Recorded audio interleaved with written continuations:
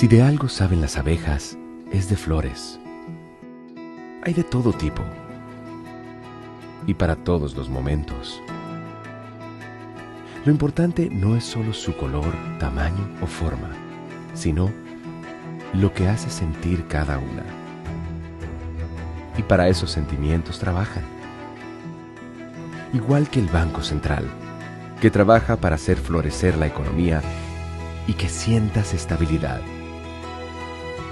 Para ese sentimiento de tranquilidad, para ese sentimiento de crecimiento y desarrollo, para que la primavera llegue a todos los sectores y los planes de muchos den grandes frutos. Banco Central de la República Dominicana, 75 años trabajando por una estabilidad que se siente. Jessica realizó su sueño ecoturístico con la ayuda de Expo Fomenta Pymes Banreservas.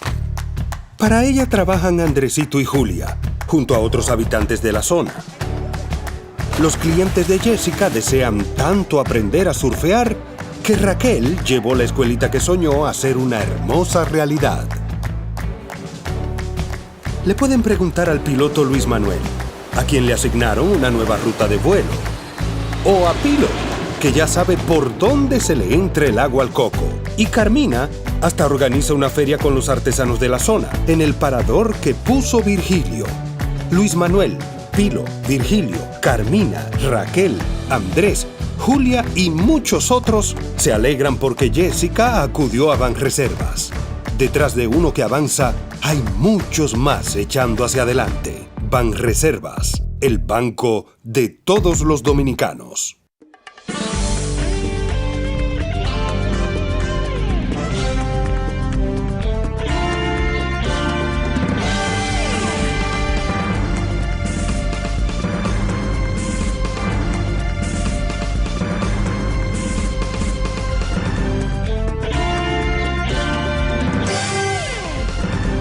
Muy buenas tardes, amables televidentes. Bienvenidos a su cita diaria, crepuscular y nocturna en Teleimpacto, que es al final de la tarde despidiendo el sol y comenzando la noche.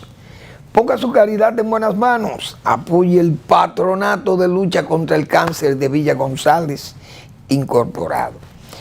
809-443-8010. El Hogar Escuela Santo Domingo Sabio, otra sabia decisión. Si usted decidiera poner su caridad en buenas manos, ahí están los salesianos de la Iglesia Católica que regentan esa institución para formar jóvenes en alto riesgo. Apoyo. Avenida Independencia, casi esquina Avenida General Gregorio Luperón, en el Distrito Nacional. Bueno, de la parte económica, ayer nosotros señalábamos lo que son lo que ha venido a ser ya esta deuda, la deuda externa del país, un riesgo para la supervivencia de nuestro país, por lo menos como nación independiente, soberana. Vista las humillaciones a que fue sometido este país, y como nosotros hemos señalado muchísimas veces, desde el siglo XIX, gobiernos irresponsables, endeudadores, inescrupulosos, abusadamente inescrupulosos, delincuentes, porque los gobiernos de Buenaventura Báez, gobiernos delincuenciales. Entonces el gobierno de Heró, para sostenerse en el poder sobre la base del soborno y de enajenar incluso los bienes públicos, el territorio de la nación, y daba y concedía, y bueno, el país pasó todas las grandes vicisitudes y humillaciones, y lo he citado yo tantas veces que invito a que lean a los políticos jóvenes, que lean a don César Herrera, de Harmon a Trujillo, que ahí está vaciado todos los efectos negativos de esa irresponsabilidad de ese abuso inescrupuloso, de ese festival, de ese carnaval en que se convirtió la deuda para la República Dominicana.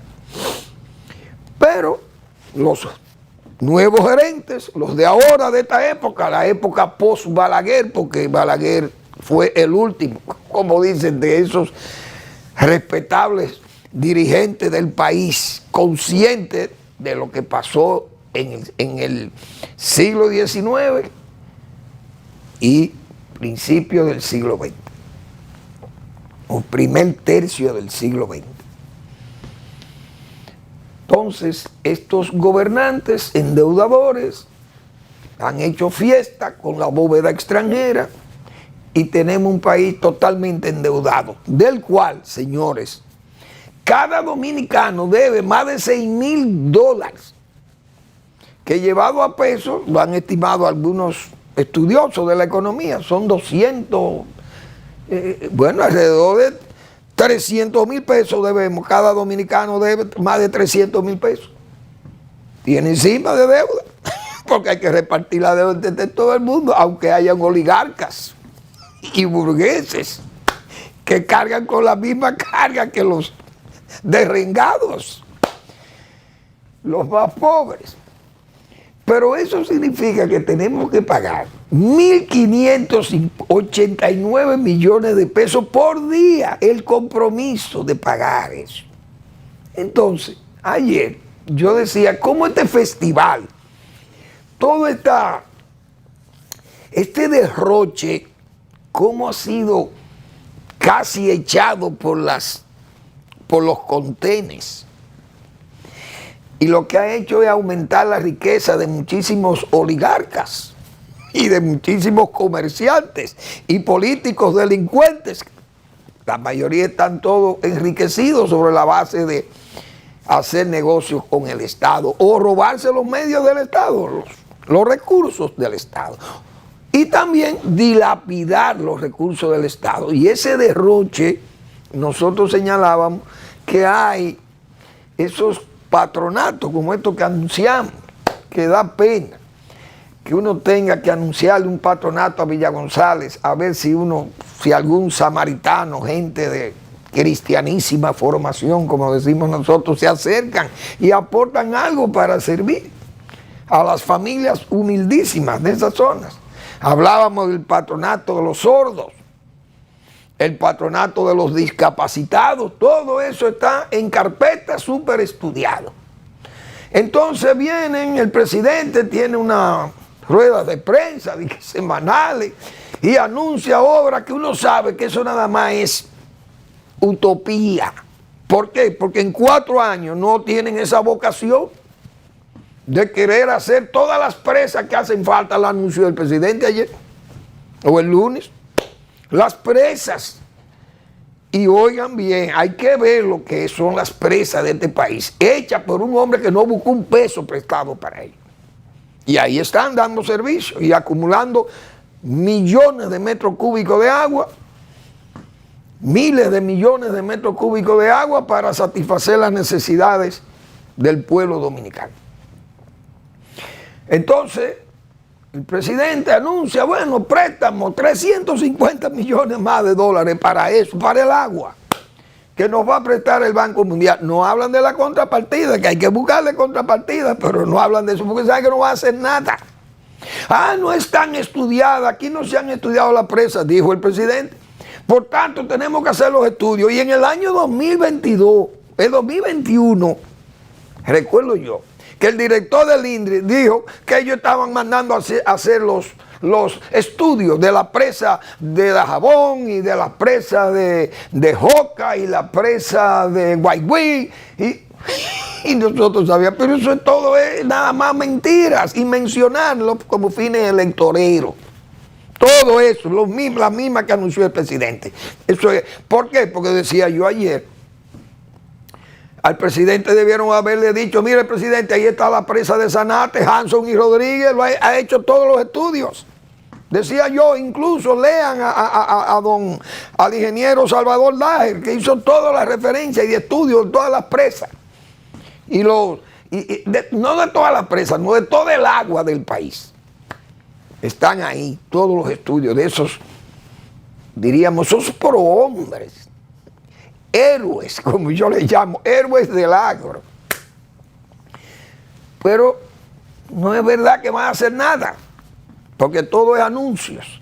Entonces, decíamos nosotros, en medio de todas estas precariedades que tienen estas organizaciones de servicio comunitario,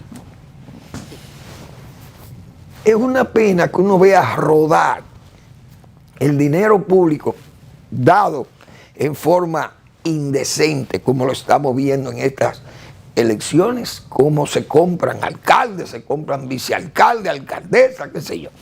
Se compran militantes de otros partidos, se da dinero con fines de comprar conciencia en vez de crear conciencia, como decíamos nosotros ayer. Entonces, hoy yo leí una columna de un médico que es un hermano mío, Marcos Díaz Guillén, mi amigo Marco, pediatra de muchos años en este país y buen pediatra.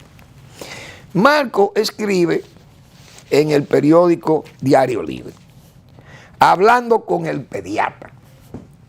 Entonces Marco hace una serie de referencias sobre y nos explica sobre el virus sincitial respiratorio y la evolución de la salud pública dominicana. Y Marco, yo me voy a permitir leer lo que Marco plantea aquí en su último párrafo, para que vean, esto es la situación vista por un médico de verdad, de ejercicio largo en este país. No podemos esperar, dice él. Vamos a ver si sí. No podemos esperar buenos resultados y diferentes haciendo lo que siempre se ha hecho. Es penoso ver cómo se repiten inversiones de miles de millones de pesos y dólares en remodelar, construir y reconstruir hospitales, en equipos de última generación para tratar de resolver lo que se pudo evitar. Porque estamos todavía en la enfermedad y no en la prevención. La población carece de agua potable. Las vacunas no están todas ni llegan a todos. Y no existe un programa nacional eficiente y permanente pro lactancia materna. No hemos podido diseñar una atención primaria sectorizada con garantías de continuidad y sostenibilidad, independiente de quién esté en el gobierno. Así ha evolucionado la salud pública dominicana, errática y sin metas definidas a largo plazo. Señores, esa es la realidad. Nosotros luchando por los que ayuden a patronato y esas cosas para que le brinden, porque el sector público no tiene ni siquiera tiene la obligación de cumplir con todas esas cosas, como dice Marco, pero prefieren priorizar cómo mantenerse en el poder sobre la base de los sobornos y de desfalcar las arcas públicas. Una cosa que ya yo no sé cuándo es que los dominicanos vamos a exigirle a estos gobernantes y a estos partidos, a estos políticos, que tienen que actuar en forma decente, en forma qué sé yo, prudente por lo menos.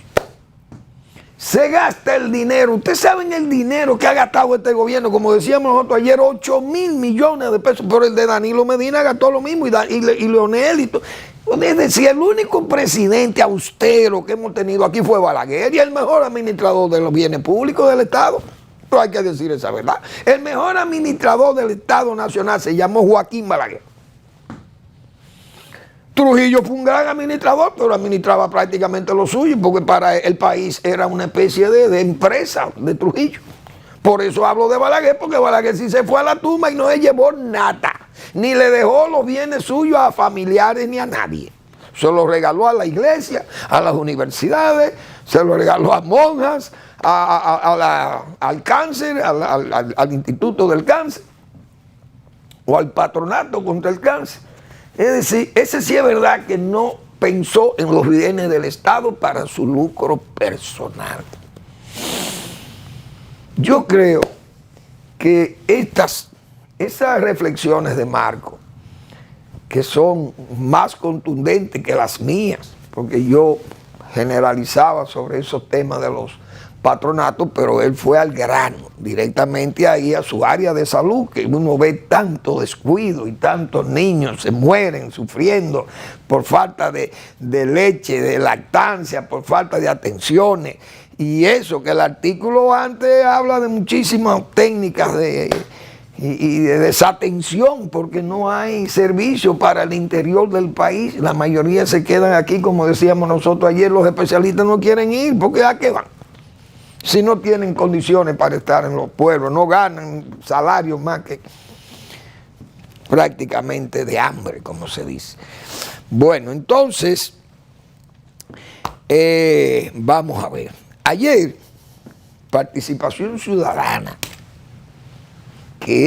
hay que hablar de participación ciudadana por lo que hemos dicho, porque ese es un nido de vividores que han creado esa ONG. Fue creada por el gobierno de los Estados Unidos de Norteamérica, la embajada norteamericana, en el 1994, con fines de salir de Balaguer. Y lograron sacar a Balaguer 2 años del poder, pero no el balaguerismo, porque 2 años después Balaguer se le impuso ahí junto al bochismo y trajeron el lionelismo y el PLDismo al poder. Entonces, participación ciudadana, ya asediada por la opinión pública nacional y la oposición en el sentido de sus liderazgos, le señalaron que si estaba vendada, que no ve lo que todo el mundo, a los ciegos, ven. Participación ciudadana no lo veía. El uso y abuso del uso de los recursos públicos lanzados en forma verdaderamente abusiva, en forma inescrupulosa, hemos dicho nosotros. Y porque se ha creado la mentalidad desde el poder de que el fin justifica los medios. Hay que permanecer en el poder, no importa, gastemos el dinero, entreguémoslo, regalemos, vamos a dar bonos navideños en Pascua de Resurrección. Dios mío. Vamos a dar bonos educativos en primavera y no en otoño por allá, que es cuando ya, o en el verano, que es cuando se inician las clases. Entonces, en medio de ese tremedal, de todo este comportamiento tan casi delictivo en cualquier código penal, decíamos nosotros ayer, Participación Ciudadana ha dicho, le ha llamado al gobierno, es decir, a su socio, le ha dicho, miren, están usando en forma abusiva los medios del Estado, los recursos del Estado, para fines de beneficiar al partido y a los candidatos del PRM, del partido oficial. Y Participación Ciudadana, decíamos nosotros, le participará a Transparencia Internacional, le mandará ese informe. Esas advertencias que le hace al gobierno se la envía para que la conozcan en Washington. Porque en Washington hay la creencia, y el gobierno cree firmemente en las cosas de Washington y en las opiniones de Washington. En Washington piensan que este es el gobierno más transparente que ha tenido la historia de la República Dominicana y que aquí no hay corrupción, que todo está bien, mientras está pasando lo que está pasando. Entonces, ese titular del periódico El Nacional de ayer, de que Participación Ciudadana admite, léase, un brazo, una agencia creada por la embajada norteamericana aquí y que la subvenciona, dinero de la ID, subvenciona esa ONG. Entonces, si esa gente envía un informe a Washington, en Washington se van a enterar de que las palabras del presidente Biden tendrán que recogerlas, porque el presidente ha hecho elogio de la transparencia, de la visibilidad, de la exigencia del gobierno contra la corrupción y los actos incluso de espionaje. Vamos a hablar del espionaje, pero será después de la pausa.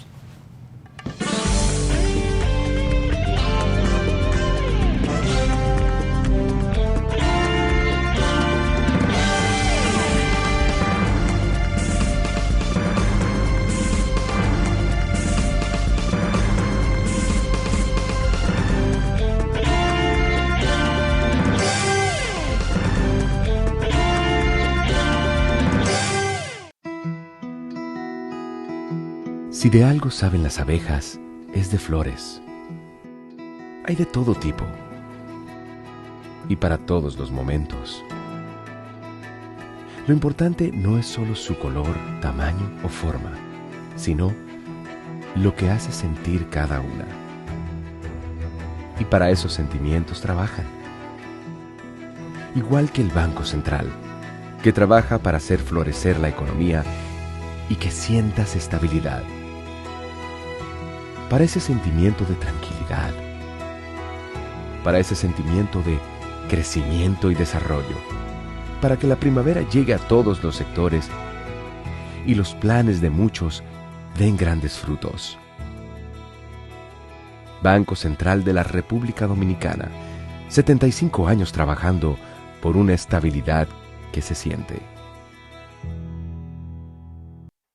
Jessica realizó su sueño ecoturístico con la ayuda de Expo Fomenta Pymes Banreservas.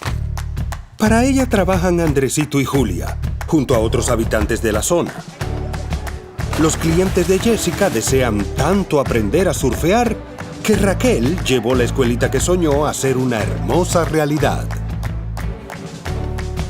Le pueden preguntar al piloto Luis Manuel, a quien le asignaron una nueva ruta de vuelo, o a Pilo, que ya sabe por dónde se le entra el agua al coco. Y Carmina hasta organiza una feria con los artesanos de la zona, en el parador que puso Virgilio.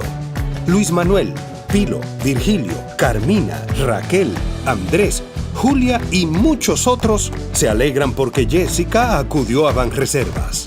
Detrás de uno que avanza, hay muchos más echando hacia adelante. Banreservas, el banco de todos los dominicanos.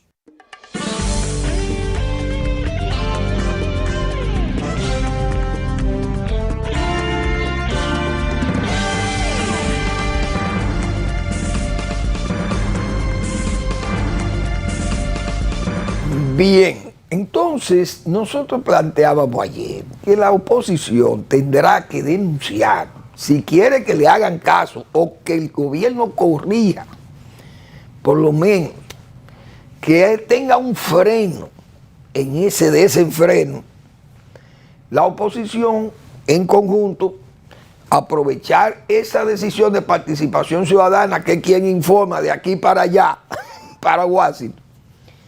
Entonces, encaminar una denuncia de que aquí no hay transparencia, que aquí se ha dicho que hay transparencia porque ese agente que es participación ciudadana es el que informa y dice, pero miren que ellos confirman que hay uso de los recursos públicos, es decir, el fin justifica los medios. Ustedes tienen que ir a hacer esa denuncia para que el gobierno se meta en miedo. ¿Por qué? Porque decíamos nosotros aquí la semana pasada que la expresión del presidente Abinader cuando señalaba que José Ignacio, la oposición se va a unir, esa alianza se va a hacer antes de mayo, se va a hacer la alianza, después de las elecciones de febrero. Entonces nosotros decíamos, el presidente tiene acceso por esa ley del DNI, el DNI es un centro de caliezaje. Entonces es posible que esta gente hayan escuchado algo, le informan al presidente, mire, porque han intervenido a todo el mundo, teléfonos a todo el mundo. Mire, se está corriendo la voz de que va a haber un evento de alianza que los partidos, como le vaya en febrero, si ven que usted aplasta o usted usan los recursos en forma indecente, inescrupulosa, esta gente van a mandar una alianza, o tal vez si ellos se ven mejor, muy bien, con un buen desempeño en febrero, se pueden aliar para no esperar la primera vuelta, lo que sucede en primera vuelta, y tratar de ganarle las elecciones a usted en primera vuelta. Y usted tiene que defenderse. Bueno, el presidente adelantaba eso a paliza a su amigo José Ignacio, porque es presidente del PRM. Entonces partíamos de eso. Ahora, el gobierno tiene un comportamiento raro porque el presidente nombró una comisión de diario y esa cosa, de los directores de los periódicos, para revisar la ley esa del DNI. Pero esas comisiones comienzan a dar tumbo y comienzan como a barajarle, pero ya vi unas declaraciones de un diputado del PRM que dijo, no, a nosotros no nos van a imponer las cosas, como si quisiera decirle al mundo que aquí va a prevalecer esa mediocridad de Congreso, va a prevalecer su palabra y su poder, y que no hay poder ejecutivo ni poder de partido que pueda con ellos, y que ellos harán los ajustes cuando les dé su gana. Bien, esa ley le permite al gobierno intervenir teléfono, le permite intervenir a los políticos, saber todo lo que se está moviendo en la oposición, porque el caliezaje funciona. ¿Y por qué yo digo que deben ir los partidos de oposición y denunciar eso? ¿El fin justifica los medios? No. ¿Por qué? Hoy acabo de leer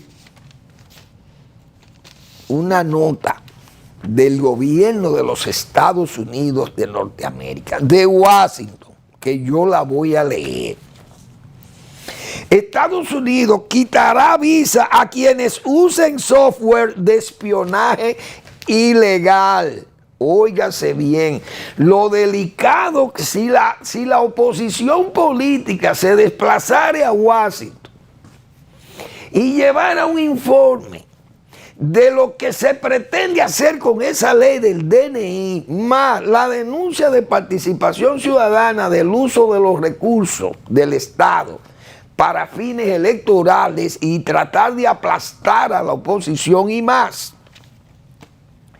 que ya el presidente mismo ha dicho que la oposición ganará como una especie de frenesí, que la oposición será aplastada, y como en una forma casi de frenesí, que tal vez, como decíamos, raya en la burla.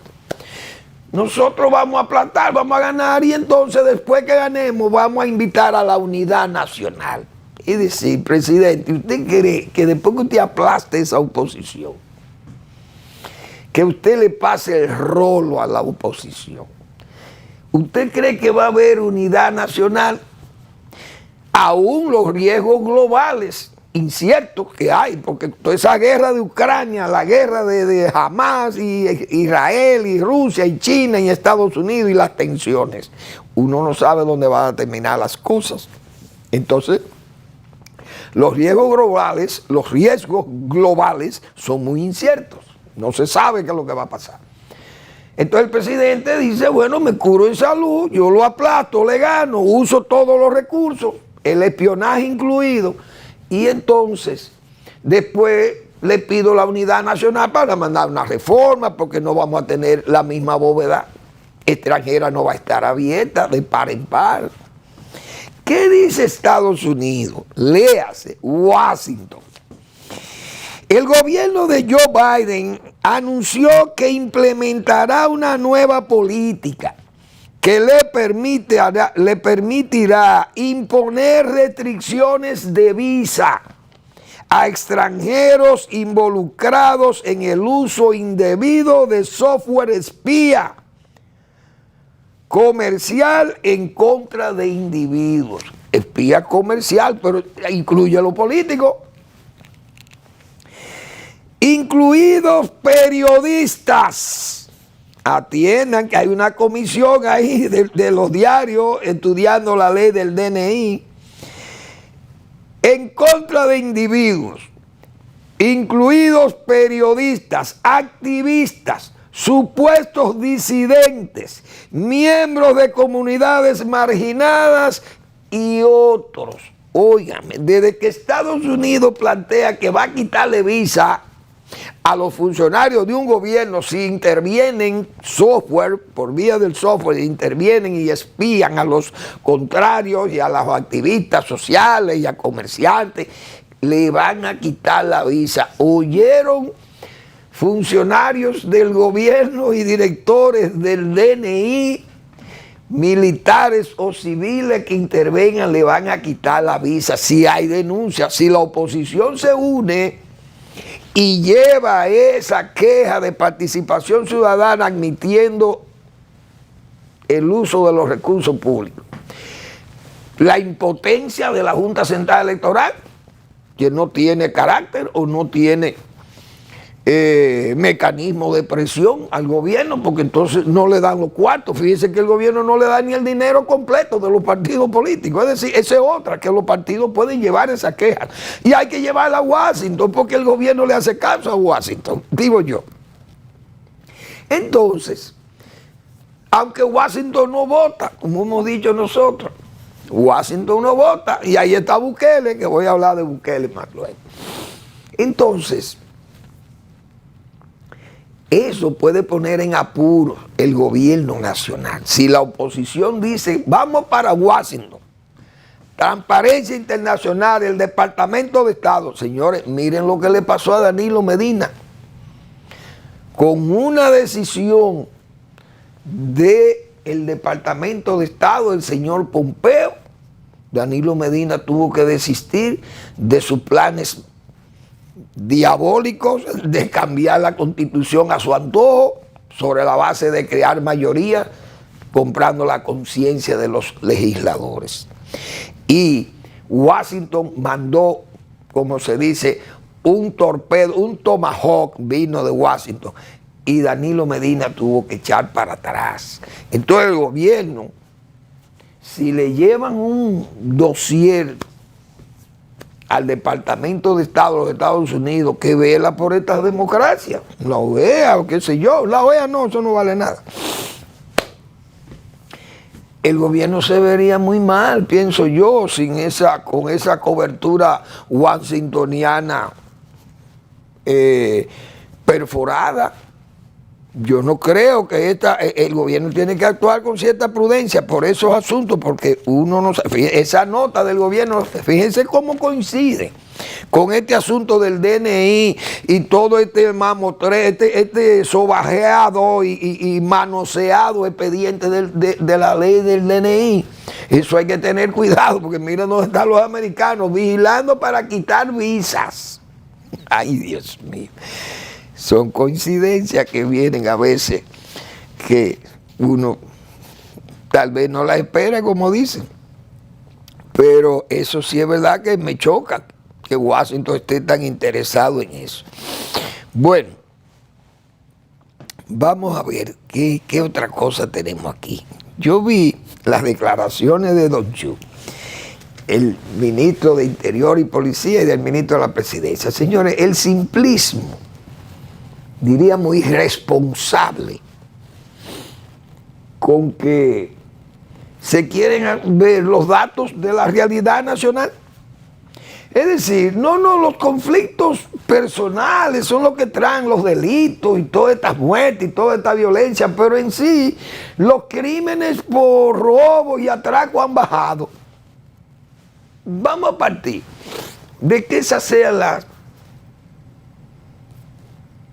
la percepción del gobierno o la seguridad del gobierno por sus datos, sus cifras.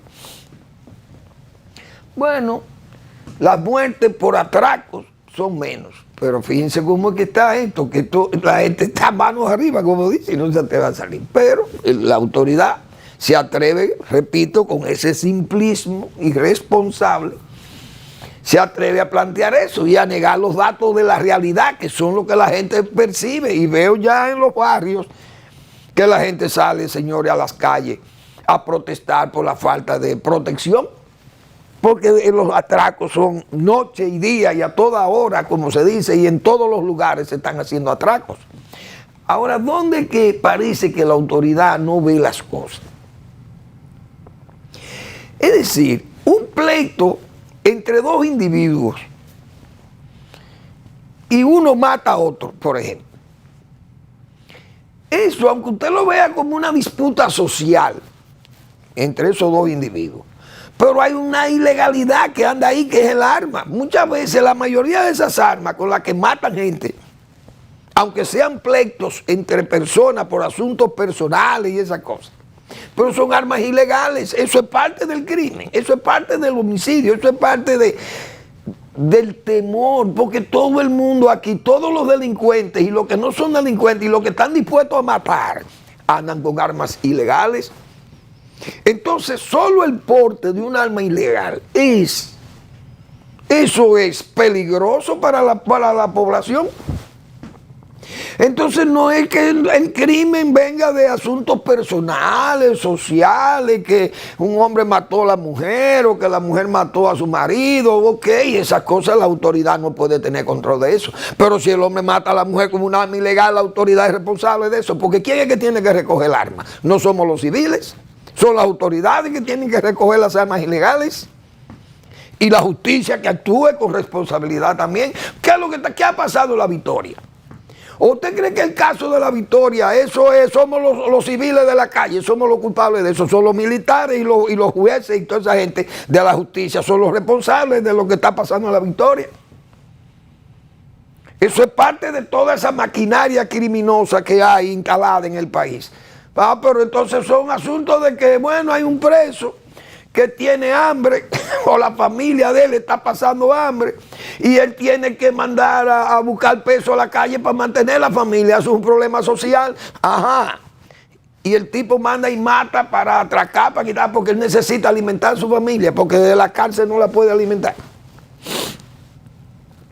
Ah, no, eso fue un robo que hicieron, un hombre que se metió a un colmado y robó comida para llevarle a la familia.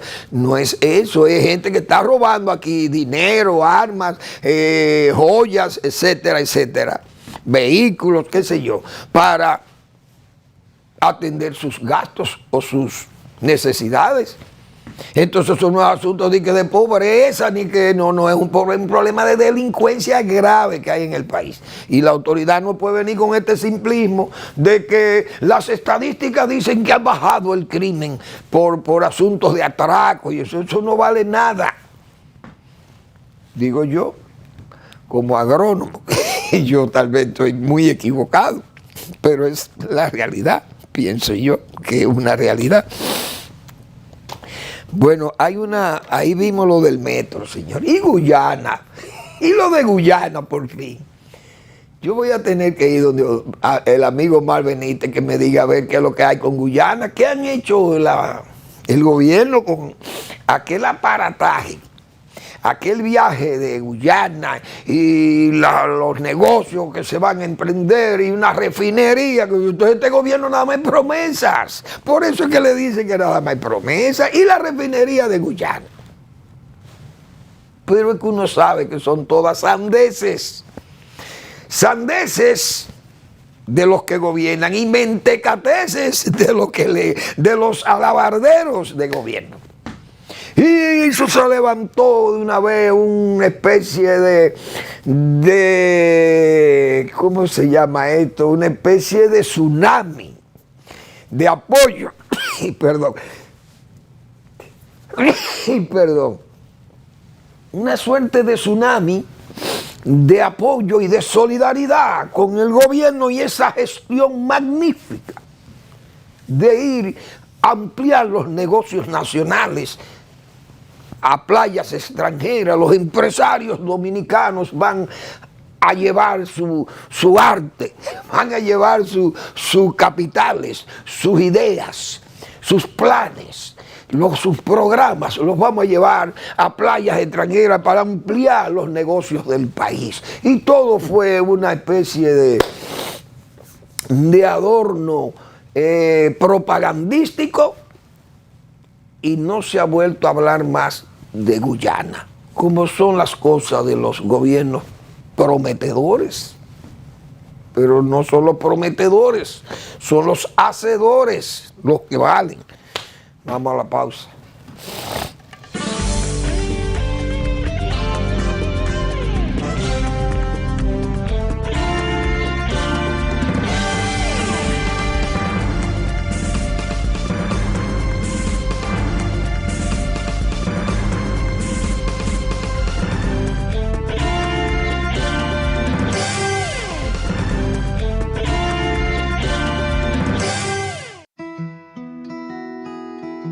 Si de algo saben las abejas, es de flores. Hay de todo tipo y para todos los momentos. Lo importante no es solo su color, tamaño o forma, sino lo que hace sentir cada una. Y para esos sentimientos trabajan. Igual que el Banco Central, que trabaja para hacer florecer la economía y que sientas estabilidad. Para ese sentimiento de tranquilidad, para ese sentimiento de crecimiento y desarrollo, para que la primavera llegue a todos los sectores y los planes de muchos den grandes frutos. Banco Central de la República Dominicana, 75 años trabajando por una estabilidad que se siente. Jessica realizó su sueño ecoturístico con la ayuda de Expo Fomenta Pymes Banreservas. Para ella trabajan Andresito y Julia, junto a otros habitantes de la zona. Los clientes de Jessica desean tanto aprender a surfear que Raquel llevó la escuelita que soñó a ser una hermosa realidad.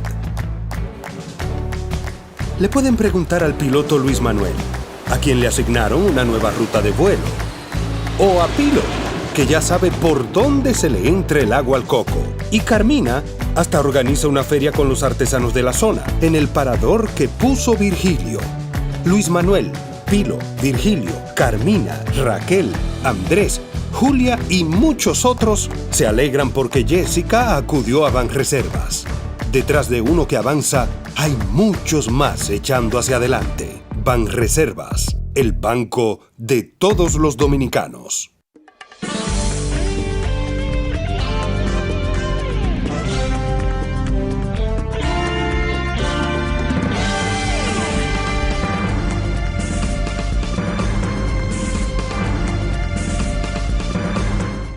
Bien, parece que hay que volver sobre el tema. El día pasado yo hablé sobre el caso del señor Julio Romero.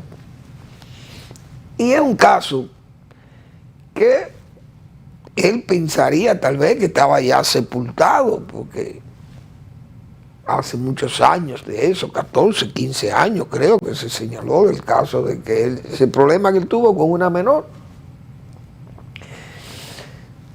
Uno sabe que esos son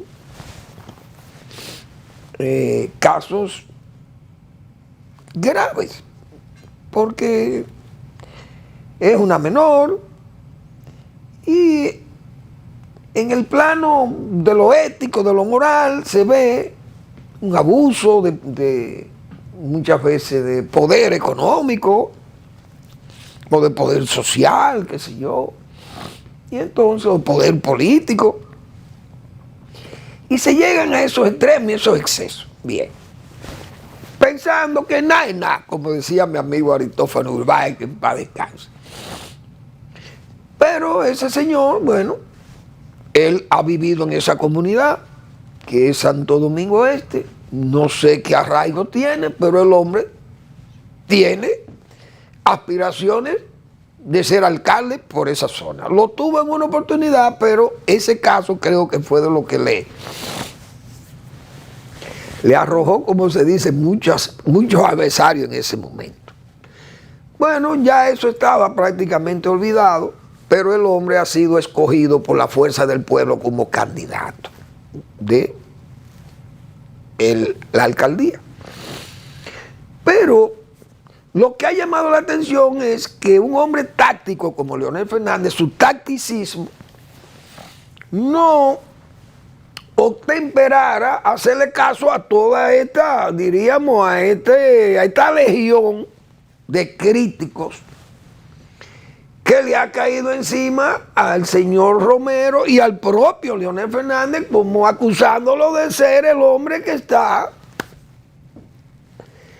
afianzando la inmoralidad y queriendo llevarla a la autoridad, la misma inmoralidad llevarla a la autoridad, como si fuera el primer caso.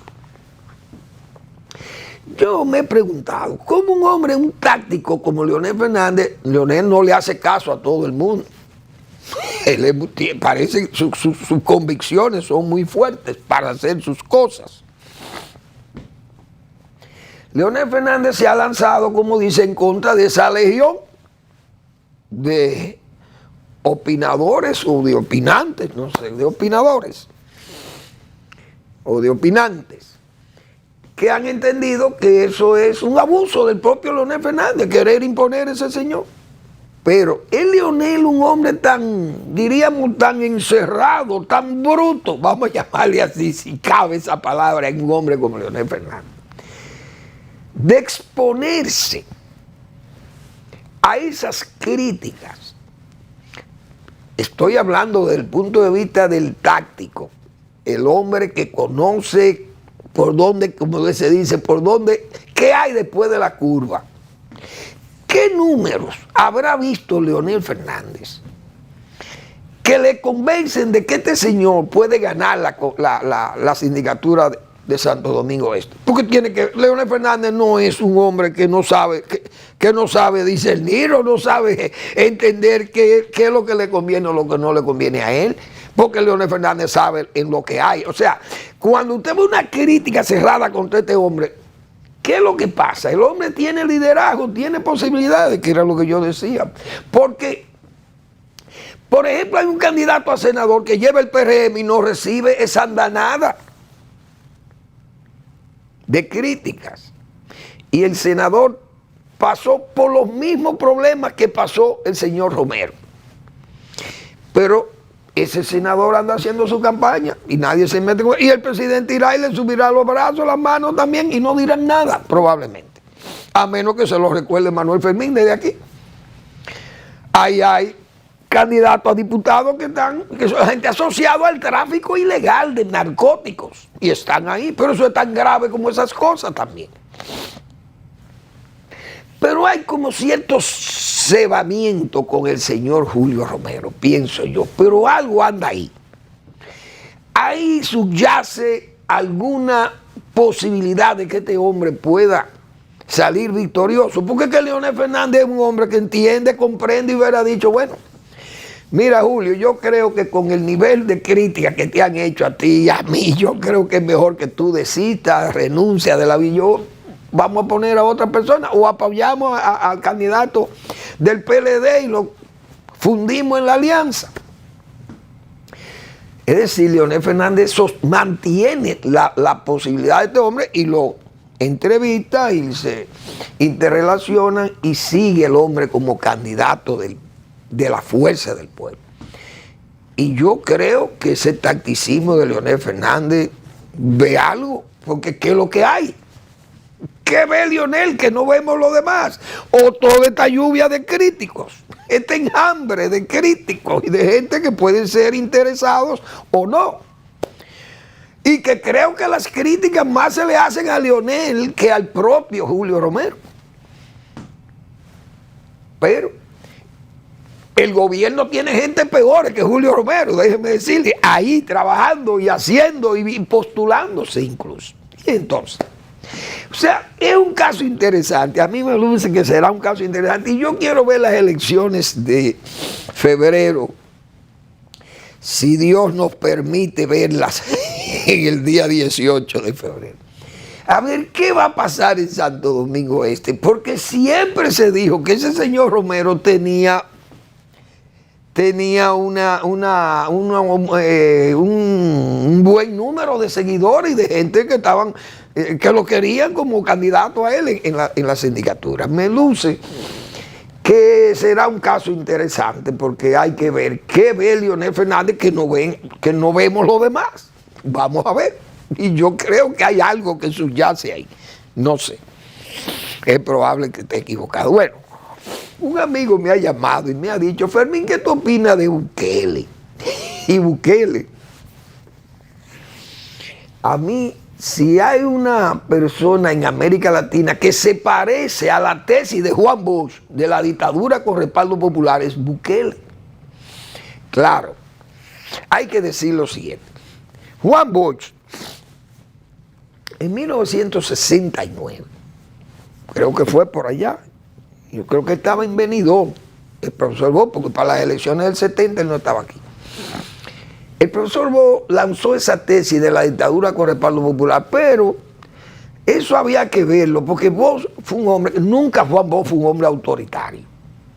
Juan Bosch pensó esa tesis, pero era el dictador en democracia, como se dice. Tal vez una utopía, respetando los derechos humanos, la libertad de tránsito, la libertad de opinión, la libertad de prensa. O sea, sin nada de eso, sin violaciones de derechos humanos. Esa era la dictadura con respaldo popular. Un Juan Bosch desencantado de la democracia representativa, del matadero electoral.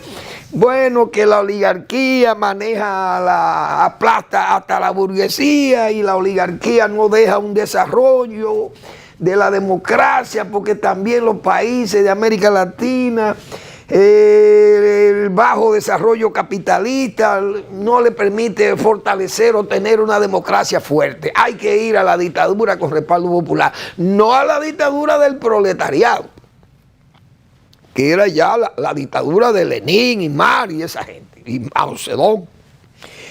La de Bosch, casi una utopía, porque instalarse sin abusar de los derechos humanos es difícil. Bukele tiene una especie de dictadura con apoyo popular. Pues el hombre saca 90% de los votos. Entonces eso tiene una explicación.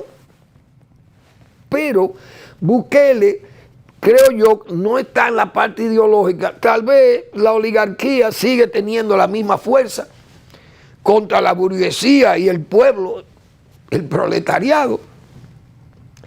Y entonces Bukele no ha desmontado esa oligarquía de El Salvador. Probablemente los mismos oligarcas lo ven bien porque el hombre le da garantía de estabilidad para sus negocios, seguridad para sus familias y sus empleados y sus bienes, porque el estado en que estaba El Salvador, eso era una cosa de loco con esos delincuentes. Entonces el Bukele se ha hecho popularísimo, casi imprescindible, y le ha brindado garantía a la gente, y la gente respira una atmósfera más respirable, valga la redundancia, porque la gente no podía ni salir a las calles. Imagínense un mercado, el mercado central, todos los mercaderes tenían que pagar mensualmente o semanalmente a las maras, pagarle el monto de 50.000 euros. Creo que por semana, 50.000 euros manejaban las maras que tenían que pagar los mercaderes ahí o diario en ese mercado central. Imagínense ustedes una cosa igual. Los comerciantes, los patanistas, los dueños de empresas pagándole a los mafiosos para poder subsistir o existir ahí. Este señor acabó con todo y le ha puesto freno a ese desenfreno de la delincuencia.